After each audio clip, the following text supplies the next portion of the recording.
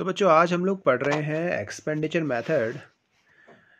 तो ये expenditure method जो है ये तीसरा मेथड है फॉर कैलकुलेटिंग नेशनल इनकम। अभी तक हम लोग ऑलरेडी दो मेथड हम लोग पहले ही पढ़ चुके हैं, value added and income method. तो ये थर्ड मेथड है। इसके अंदर कैसे निकालते हैं नेशनल इनकम उसको देख लेते हैं।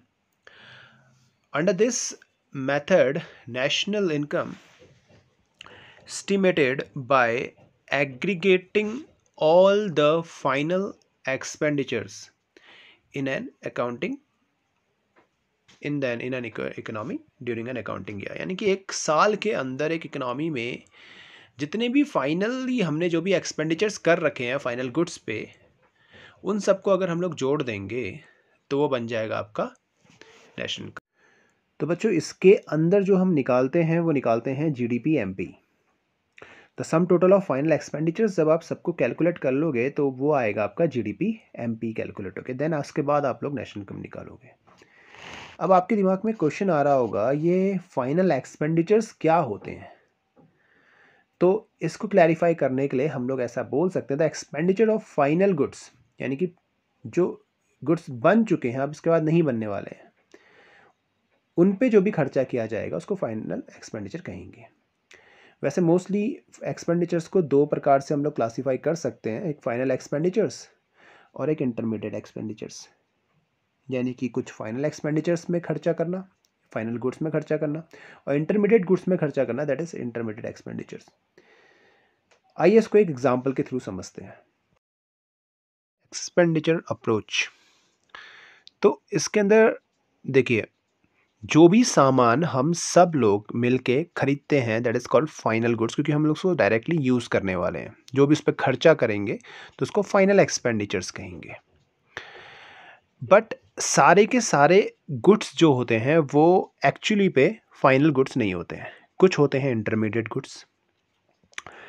अब ये इंटरमीडिएट गुड्स और फाइनल गुड्स क्या होते हैं इसको क्लैरिफाई करना ज़रूरी है।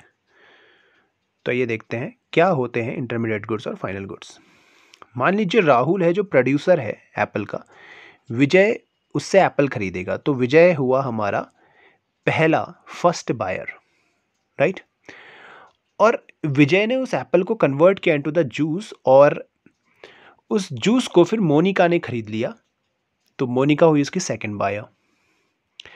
तो मोनिका ने उस जूस को खरीदा डायरेक्टली कंज्यूम करने के लिए, तो मोनिका एक्चुअली सेकंड बायर तो है लेकिन साथ साथ में वो फाइनल कंजम्पशन भी उसका कर रही है, फाइनली इसको यूज़ कर रही है, तो इसलिए वो फाइनल कंज्यूमर हुई, है ना। तो इसलिए जो जूस उसने यूज़ किया उस पर जो खर्चा किया that is called final consumption, यानी कि फाइनल एक्सपेंडिचर, वही फाइनल गुड्स कहलाएगा। क्या एप्पल भी फाइनल गुड्स कहलाएगा?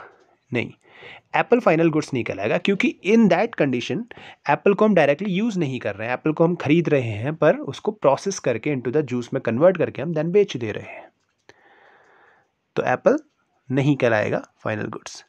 फाइनल गुड्स कहलाएगा सिर्फ और सिर्फ जो मोनिका ने खरीदा जूस, वही फाइनल गुड्स कहलाएगा। बाकी एप्पल जो है वो इंटरमीडिएट गुड्स कहलाएगा।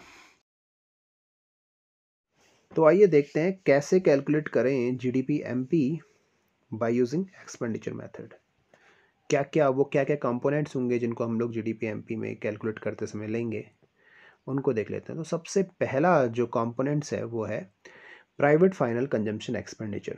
नाम से पता चल रहा है प्राइवेट मतलब हम लोग, और फाइनल गुड्स में जो भी हमने कंज्यूम किया, जो भी फाइनल गुड्स हम लोग कंज्यूम कर रहे हैं उस पर जो भी खर्चा कर रहे हैं that is called private final consumption expenditure. हम लोग जो भी खर्चा करेंगे that is called. Second point है गवर्नमेंट फाइनल कंजम्पशन एक्सपेंडिचर। अब दूसरी पार्टी आई गवर्नमेंट, तो गवर्नमेंट जो फाइनल गुड्स पे खर्चा करेंगे that is called government final consumption expenditure. देखो नाम से ही पता चल रहा है, government final goods and services पे जो भी खर्चा करेंगे वो। तीसरा आपका ग्रॉस फिक्स्ड कैपिटल फॉर्मेशन, यानी कि ग्रॉस, यहाँ पे ग्रॉस है नेट नहीं है, तो इसका मतलब इसमें डेप्रिसिएशन इंक्लूडेड होगा। तो ग्रॉस फिक्स्ड कैपिटल यानी कि कैपिटल फॉर्मेशन के लिए जो भी खर्चा किया वो भी इसमें इंक्लूड होगा। तीसरा आपका चेंज इन स्टॉक। चौथा change in stock. Change in stock मतलब होता है closing stock minus opening stock, ये आपको पता है पहले से। उसके बाद नेक्स्ट है आपका नेट एक्सपोर्ट। नेट एक्सपोर्ट का मतलब है एक्सपोर्ट माइनस इंपोर्ट। तो यानी कि हमने विदेश में से कितना भी सामान वगैरह खरीदा होगा, जो भी हमने खर्चा बाहर किया, उसको भी हम लोग इसके अंदर इंक्लूड कर देंगे।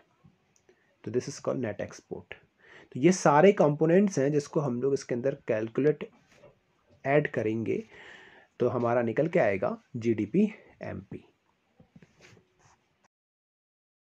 तो ये देखते हैं एनएनपीएफसी यानी कि नेशनल इनकम हम लोग कैसे निकालें जीडीपी एमपी से। तो सबसे पहले gross to net minus depreciation, domestic to national plus NFIA, market price to factor cost minus NIT. अगर किसी को ये समझ में नहीं आया तो आप पुराने वीडियोस एक बार जाके देख सकते हैं। आई होप कि आपको ये सारा का सारा मेथड आपको क्लियर हो गया होगा। तीनों मेथड्स हमने अभी तक सारे मेथड्स क्लियर कर लिए हैं। इससे रिलेटेड क्वेश्चंस हम लोग नेक्स्ट वीडियो में लेके आएंगे। तब तक के लिए थैंक यू।